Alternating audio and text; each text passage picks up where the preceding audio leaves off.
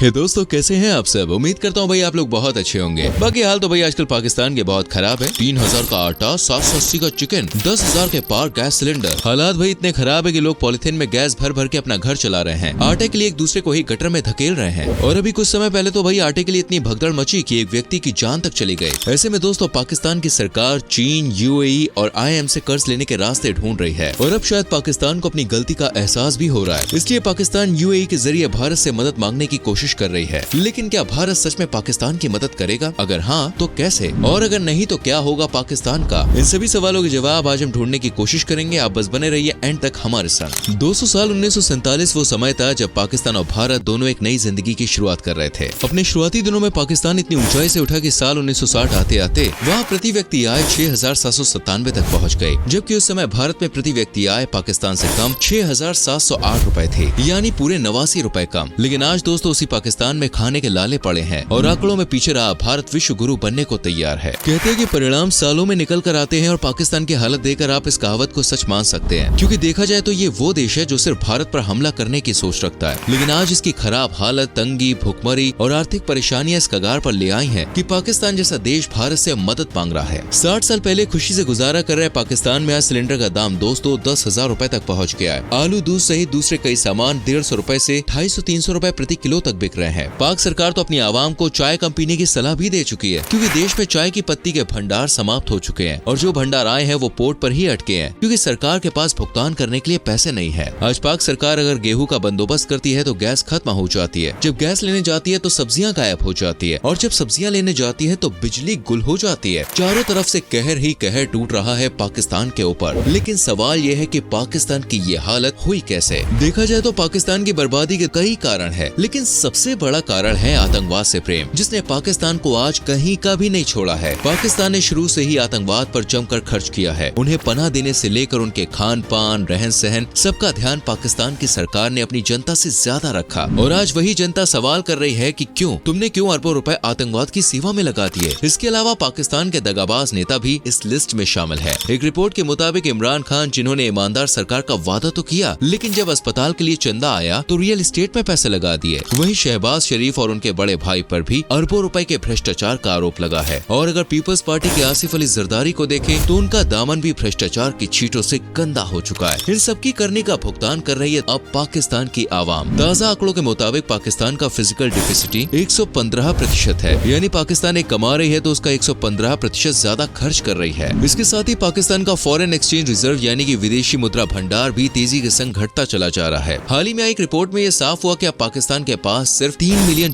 का ही foreign exchange reserve बचा हुआ है, यानी लगभग एक महीने में पाकिस्तान की पूरी कहानी खत्म हो सकती है। वर्ल्ड बैंक के डेटा के अकॉर्डिंग बात करें तो साल 1960 में भारत का फॉरेन एक्सचेंज रिजर्व 5.46 हजार करोड़ रुपए था, जबकि पाकिस्तान उस टाइम 2.61 हजार करोड़ पाकिस्तानी रुपए पर था। लेकिन साल 2021 आते आते पाकिस्तान का विदेशी मुद्रा भंडार सिर्फ 35,000 करोड़ रुपए हो गया, जबकि इंडिया इस मामले में 45.92 लाख करोड़ रुपए के साथ आगे निकल गया। आज के समय में पाकिस्तान की करेंसी धड़ाधड़ गिर रही है। आलम यह है कि पाकिस्तानी रुपए की कीमत आज डॉलर के मुकाबले लगभग 258 रुपए है, और यही वजह है कि पाकिस्तान में इन दिनों महंगाई का डंका बज रहा है। वहाँ पर 50 साल का रिकॉर्ड भी टूट चुका है। 1 लीटर दूध के लिए भी यहाँ लोगों को 200 रुपए देने पड़ रहे हैं। पाकिस्तान के मौजूदा हालत की बात करें तो आज पाकिस्तान GDP का 78% तो लोन्स पर ही टिका हुआ है। पिछले 2 दशकों की बात करें तो पाकिस्तान का लोन रेट 1500% तक बढ़ चुका है, यानी हम कह सकते हैं कि अब तक देश का गुजारा लोन्स कर रहे थे, लेकिन अब लोन का पैसा भी खत्म हो चुका है। इसलिए आलम यह है कि अगर 1 महीने के अंदर पाकिस्तान को किसी ने मदद नहीं पहुंचाई तो वो पूरी तरह से खत्म हो सकता है। इसका अंदाजा दोस्तों आप इन तस्वीरों को देखकर लगा सकते हैं कि कैसे एक बोरी आटे के लिए एक दूसरे पर ही चढ़े जा रहे हैं। पेट्रोल भरवाने से लेकर रोजमर्रा की चीजों के दाम सिर्फ आसमान नहीं छू रहे हैं, बल्कि आसमान को छूकर पार निकल चुके हैं। आज बिगड़ते हालातों के बीच पाकिस्तान आस भरी नजरों से दूसरे देशों की तरफ देख रहा है। पाकिस्तान की सरकार ने IMF से भी लोन मांगा है, लेकिन IMF ने ये कहते हुए पाकिस्तान को लोन देने से मना कर दिया कि उसके सर पर पहले से ही बहुत कर्जा है। इसके अलावा लोन देने के लिए IMF ने कई शर्तें रखी, जिन्हें मानना पाकिस्तान के लिए मुमकिन ही नहीं है, यानी IMF पाकिस्तान की मदद नहीं करेगा। दूसरी आस भरी निगाह से पाकिस्तान देख रहा है अमेरिका की तरफ, लेकिन हर कोई जानता है कि आतंकवाद को पनाह देने वाले पाकिस्तान ने अमेरिका में आतंकवादी घटना को अंजाम देने वाले ओसामा बिन लादेन को पनाह दी थी, जिसे साल 2011 में अमेरिका ने पाकिस्तान के एबटाबाद में मार गिराया था। तीसरी पाकिस्तान को मदद की उम्मीद भाई चाइना से थी, लेकिन अब चाइना भी पाकिस्तान की गिरती इकोनॉमी से तंग है। वो उसकी मदद करने की जगह अपने हाथों को पीछे पीछे खींच रहा है, क्योंकि पाकिस्तान ने चाइना से पहले ही $30 बिलियन